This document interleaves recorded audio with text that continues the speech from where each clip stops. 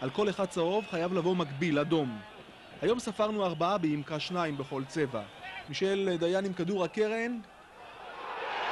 1-0 הפועל ירושלים בדקה ה-26, כובש השער מיקי בן שטרית, ויש עכשיו הרבה אדום באוויר. אנחנו בדקה ה-40, ביתר בהתקפה. עכשיו שוורץ אל אליאני, אין כאן נבדל. 1-1, שער של אליאני.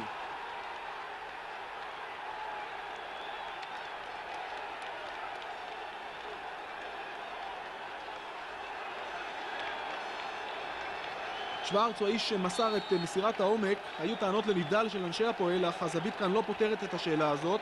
אליאני בשקט מרים ראש, ועכשיו כובש שער. עכשיו מישל דיין מאבד כדור לשמואלי, עכשיו אורי מלמיליאן. זהו אבי כהן. שוב שוורץ שם.